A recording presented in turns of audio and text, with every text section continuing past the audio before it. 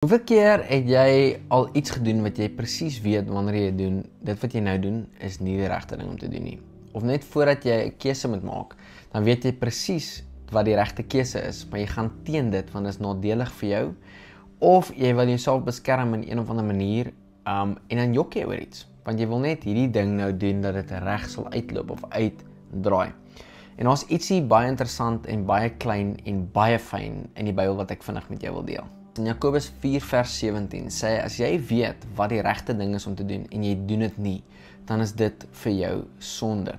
So is nie nodig om iets uit te line of 'n spesifieke naam te kry vir Bybelverse te opsoek oor wat sonde is en wat sonde nie is nie.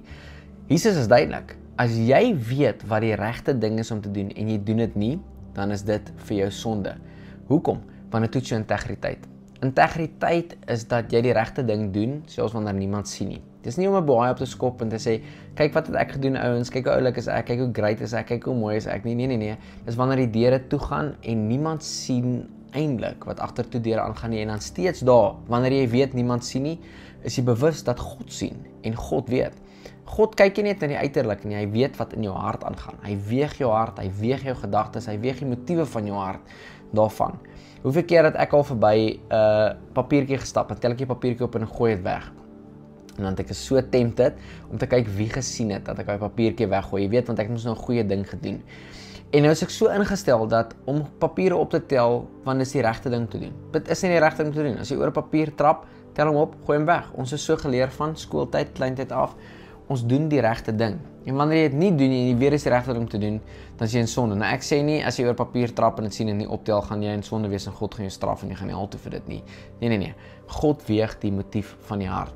Ek sê wel dat as jy oor 'n papier stap en jy voel jy moet dit optel en jy doen dit nie, dan was dit heel moontlik die Heilige Gees wat iets in jou genag het en gesê, hey, tel 'n papier op, dis die regte ding om te doen, en toe ignoreer jy die stem van die Here, en dit vir jou is sonde.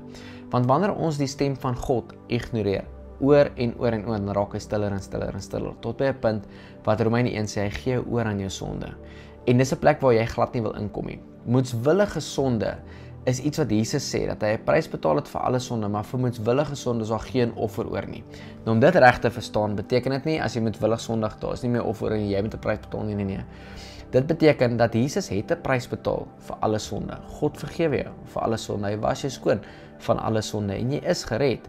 Maar vir jou moedswillige sonde op aarde sal jy 'n prys betaal. As jy moedswillig iemand verkrag of steel of skiet of wat ook al 'n groot ding of 'n klein ding is, hoe moedswillig ook al dit is, God vergewe jou, maar die landswette doen nie.